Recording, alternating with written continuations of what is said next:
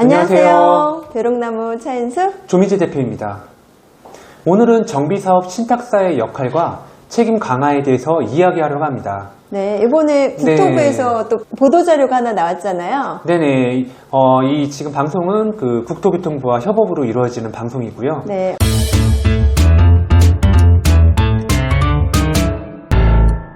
먼저 신탁사가 뭔지 좀 알아봐야 될 것 같은데요. 신탁사가 무엇인가요? 네, 신탁사는 신탁방식 정비사업을 추진하는 주체로 주민들의 자산을 관리하고 사업을 진행하는 역할을 합니다.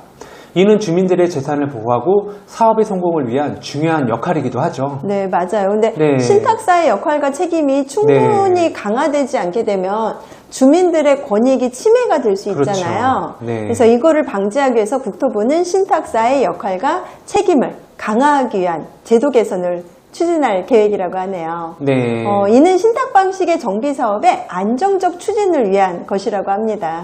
네, 그래서 이번 주민과 신탁사 간 공정한 계약 체결과 주민 권익 보호를 위해 표준계약서와 시행 규정을 보완하였습니다. 이는 주민들의 권익을 보호하고 신탁사와 주민 간의 분쟁을 최소화하는 데 도움이 될 것 같습니다. 그렇죠. 아무래도 이렇게 계약이나 이런 걸로 명확하게 규정을 해두면 오히려 사업 진행도 안정적으로 되고 분쟁도 좀 적어질 수 있을 것 같아요. 네.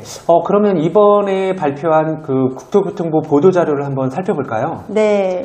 이번 보도자료의 주요 내용은 표준계약서 시행 규정을 확정하고 신탁 방식을 내실하기 위한 제도 개선을 추진하는 게 주요 골자입니다. 도교통부는 신탁 방식 정비 사업의 안정적 추진을 위해서 주민 권익 보호와 신탁사 역할 책임을 확대하는 제도 개선을 추진한다고 밝혔습니다. 이번 표준안은 지자체 및 이해관계자 의견을 수렴해서 제시된 의견을 바탕으로 10월 24일부터 11월 7일까지 했습니다. 이것을 바탕으로 토지주 재산권 보호, 신탁사의 사업관리, 자금 조달 및 신탁보수 산정 방법 등에 관한 사항을 추가하였습니다. 네, 아무래도 이제 조합원들의 이익을 좀 많이 보완하는 방식으로 가는 것 같아요. 네, 맞습니다. 토지주 재산도 보호하고 또 신탁사의 사업 관리라던가 자금 조달, 그리고 보수 산정 방식 이런 것들이 좀 더 강화된 것 같죠?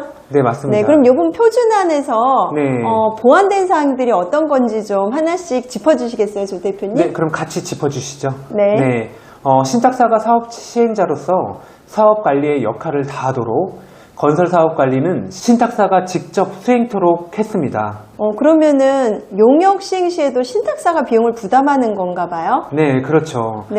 정비 사업에 참여하는 신탁사의 책임이나 참여 인력을 주민에게 제시하고요.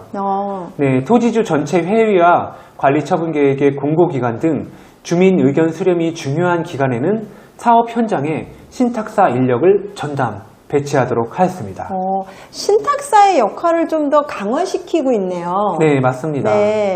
그럼 사업비 조달에 대해서는 차 대표님이 설명해 주시죠. 네, 사실 돈 문제가 제일 중요한 문제인데요. 맞습니다. 네, 요즘에 이제 PF 대출 부실로 건설사들이 이제 많이 도산하고 이런 일들이 있다 보니까 더 이런 것에 민감해지는 것 같아요. 네, 맞습니다.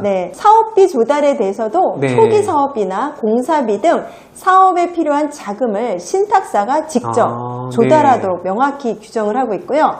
주민이 신탁한 부동산을 담보로 사업비를 조달하는 것은 금지하고 있습니다. 그럼 이제는 그 주민이 신탁한 부동산은 사업비 조달을 완전히 금지시키는 거네요. 그렇죠. 그래서 돈이 있는 사람이 사실 이렇게 신탁사로 참여를 할 수가 있는 거지 돈 한 푼 없이 사실 주민들이 신탁한 부동산을 담보로 사업비 조달해서 정말 자기 돈은 하나도 안 들어가면서 이렇게 돈을 벌었던 관행들이 있었잖아요.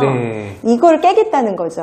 네, 그럼 사업비 전환도 변경된다고 하는데 어떻게 변경이 되나요? 네, 현재는 시공사 입찰 보증금을 대여금으로 전환해서 초기 사업비로 또 사용을 했거든요. 그래서 사실 시공사가 입찰 보증금 내놓고는 그걸로 이제 또 대여금으로 해서 하고 이제 다른 돈을 추가로 안 들이는 거죠. 그것만 갖고 계속 했었는데 이제 앞으로는 사업비 전환은 원칙적으로 금지한다고 합니다. 그러면 원칙적이면 예외적인 허용도 가능한 건가요? 네, 건설사가 네. 동의하는 경우에만 예외적으로 허용한다고 합니다. 네, 신탁보수 산정 방법은 단순율 방식 이외에도 상한액을 적용하거나 정액으로 확정하는 등의 다양한 방식을 표준안에 포함하여 주민들이 사업별 특성에 적합한 방식으로 신탁보수를 책정하도록 유도하였습니다. 이런 식으로 신탁보수에 대한 요율을 네. 정하게 되면 아무래도 조금 저렴하게 신탁보수가 책정이 될 수 있을 것 같아요. 네, 그래서 이제 그 불투명했던 그 신탁 그 사업비에 대해서 좀 더 투명하게 그렇게 될 수 있겠죠. 네, 맞아요. 사실 신탁보수는 조금 조합원 입장에서는 좀 뜯기는 약간 네. 이렇게 뜯기는 느낌이 들거든요. 맞습니다. 네, 그런 게 조금 줄어들어서 네. 조합원한테 좀 더 이득이 많이 갈 수 있을 것 같네요. 네. 그리고 최근 신탁 방식 관련해서 제기된 문제에 대한 개선도 추진한다고 하는데 어떠한 내용인가요? 네, 구역 지정 이전에 예비 신탁사 선정 과정이 불투명한 문제가 있었는데요. 네. 사업 시행자 지정 이전에 네. 신탁사와 협약 등을 체결하는 경우에는 신탁 방식 추진에 대해 일정 비율 이상의 주민 동의를 확보하고 네. 신탁사도 공개 모집을 하는 등 공론화가 가능한 절차를 거치도록 법제화할 계획이라고 합니다. 자세한 내용은 뒤에서 다뤄보도록 하겠습니다. 네, 그러니까 조금 더 투명하게, 네. 예, 좀 공개적으로 이렇게 네. 공론화시켜서 한다 이렇게 생각하시면 되겠어요. 뒤에서 사실은 좀 짜고 치는 고스톱 마냥 네. 이렇게 깜깜이로 진행되는 경우가 많았거든요. 근데 네, 그런 맞습니다. 것들을 최소화시키겠다 이런 내용인 것 같습니다. 법 개정 소요 기간을 고려해서 새로 신탁사를 선정하는 것도 제도 개선 사항을 준용하여 선정할 수 있도록 금융투자협회에서도 관련 사항을 권고할 예정이라고 합니다. 또한 사업의 투명성 확보와 사업 시행자로서 신탁사의 책임도 강화시키겠다고 하네요. 신탁사가 사업 시행 과정에서 뇌물 수뢰나 형법을 위반할 경우 신탁사 임직원을 공무원으로 간주하여 벌칙을 적용토록 기준을 강화하고 조합 방식과 동일하게 전체 회의 사전 의결 규정을 위반하는 경우에 대한 벌칙 규정 2년 이하 징역 또는 2천만 원 이하의 벌금도 신설할 계획이라고 합니다. 네, 2년 이하 징역 또는 2천만 원 이하의 벌금이면 상당히 큰 처벌이네요. 맞아요. 재개발, 재건축 이런 사업을 하다 보면은 네.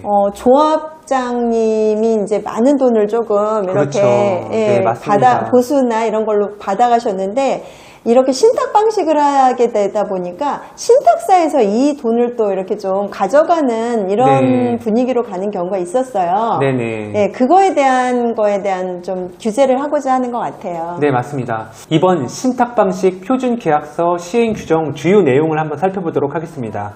네, 신탁 방식 표준 계약서 시행 규정 주요 내용은 뭐가 있을까요? 네. 구분 내용을 보시면 신탁 계약의 해지에 대한 네. 내용과 주민 재산권 보호에 대한 내용, 네. 그리고 사업 관리에 대한 내용, 네. 그리고 사업비 조달 방식, 네. 그리고 주민 참여 방법, 사업 종료 기한, 네. 그리고 신탁 보수에 대한 내용들이 있습니다. 네, 이러한 조치는 신탁 방식 정비 사업의 투명성과 효율성을 높이는 데 기여할 것으로 기대됩니다. 네. 신탁사의 역할과 책임이 강화되면 주민들의 권익이 더욱 보장돼 신탁 방식 정비 사업의 성공 가능성도 높아질 것 같습니다. 차 대표님, 이러한 변화는 우리 사회에 어떤 영향을 미칠까요? 네, 신탁사의 역할과 책임이 강화되면 신탁 방식의 정비 사업의 성공률이 높아지게 되고요. 이는 주민들의 생활 환경 개선에 기여하고 지역 경제에 긍정적인 영향을 미칠 것으로 기대됩니다.